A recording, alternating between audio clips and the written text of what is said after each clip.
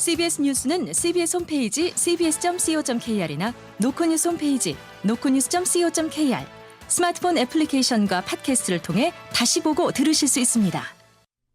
부산 소식입니다. 더불어민주당 이재명 전 대표를 흉기로 찔러 살해하려 한 살인미수범에게 중형이 선고됐습니다. 재판부는 민주주의를 파괴하려 했다며 피고인을 거세게 질타했습니다. 박진홍 기자입니다. 지난 1월 2일 가덕도 대항전망대에서 민주당 이재명 전 대표의 목을 흉기로 찌른 67살 김모 씨. 범행 이유를 묻자 자신이 쓴 글을 참고하라며 시종일관 당당한 태도를 보였습니다. 김 씨입니다. 내 변명문을 8독짜리 제출을 했어요. 그거 참고해 주시면 되겠습니다. 글에는 비뚤어진 정치 신념과 이 전 대표를 향한 혐오 표현이 가득했고, 법정에서는 자신을 독립투사나 논개에 빗대며 범행을 정당화하기도 했습니다. 오늘 부산지법 형사 6부는 김 씨에게 징역 15년을 선고하고 보호관찰 5년을 명령했습니다.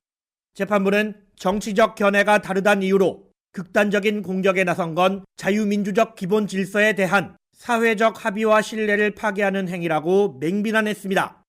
김 씨가 무려 9개월간 찌르는 연습을 하거나 정당성을 강조하는 메모를 지인에게 발송해달라고 부탁하는 등 범행을 치밀하게 준비한 점도 모두 인정했습니다.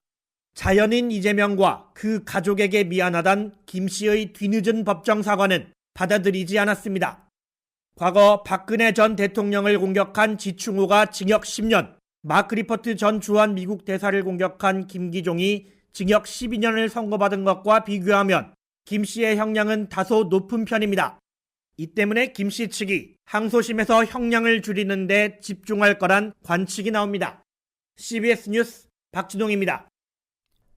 지난달 해운대 수욕장 임시 개장 기간 방문객이 역대 최다를 기록한 것으로 집계됐습니다.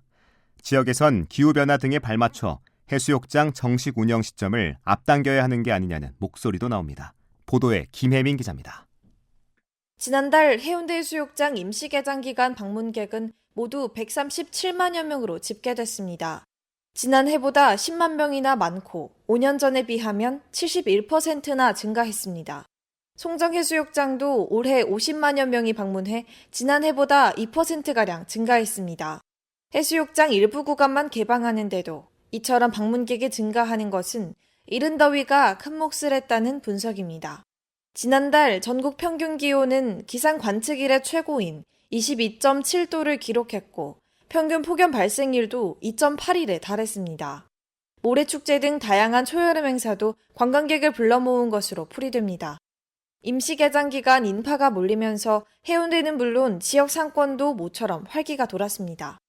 이 때문에 지역에서는 지역 경제 활성화를 위해서라도 개장 기간을 늘리는 등 해수욕장을 충분히 활용할 방안을 마련하자는 주장이 나옵니다. 지역 상인들입니다. 개장 기간을 갖다가 열린 행정으로 좀 늘릴 필요도 있지 않겠느냐, 이런 생각들을 우리 상인들 좀 하고 있더라고요. 유럽 같은 데 가면 수영도 자유롭게 할 수 있는데 우리는 수영 금지를 너무 많이 시키고 있고요. 1년에 그 며칠을 가지고 어떻게 해운대가 활성화가 되겠습니까?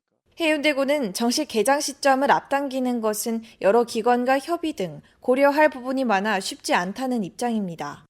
다만 지역 상권을 활성화하고 관광 자원을 활용하기 위한 방안은 계속 고민하겠다고 말했습니다. CBS 뉴스 김혜민입니다. 10년 넘게 끌어온 부산 공동어시장 현대화 사업의 총 예산이 최종 승인되면서 오는 11월 첫 삽을 뜹니다. 오는 2026년 현대화 사업이 완료되면 새로운 지역 관광 명소가 될지 주목됩니다. 김혜경 기자가 취재했습니다. 장장 12년을 끌어온 부산의 수건 사업인 부산 공동어시장 현대화 사업이 사업비 증액을 해결하고 본궤도에 오릅니다.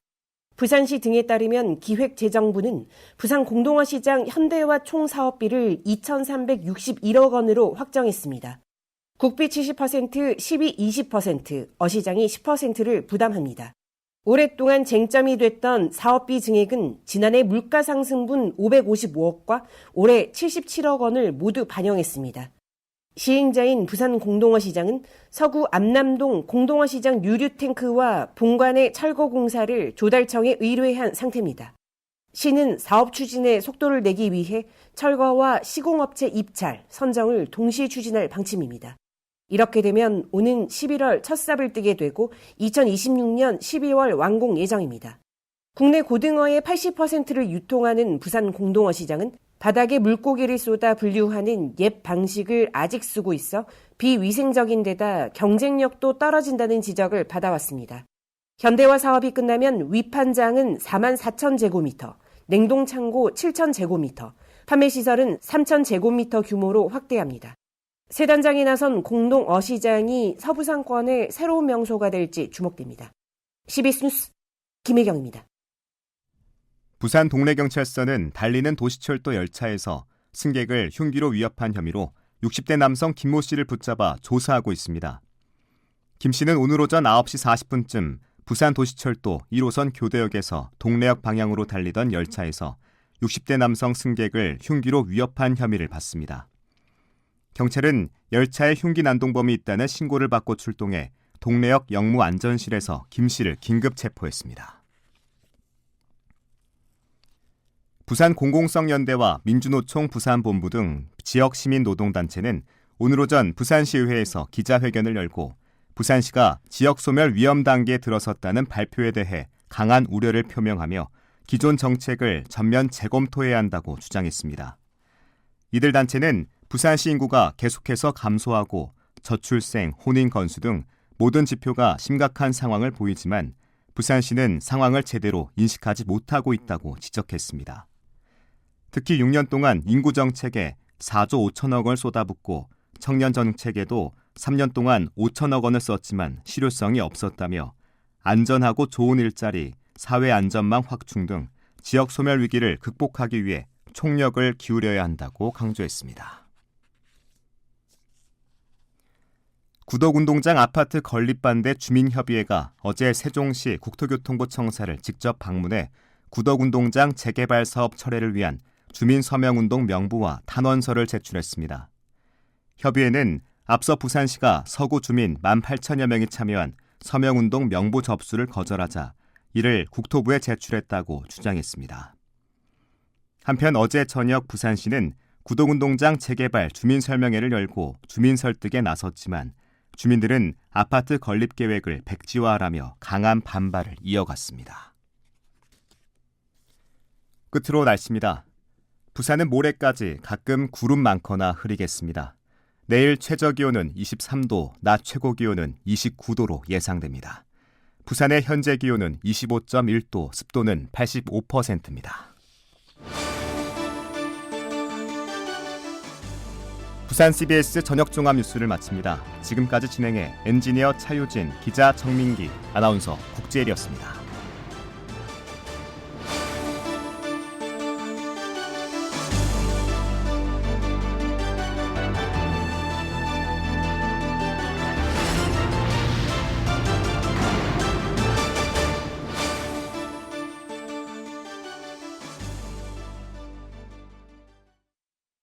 CBS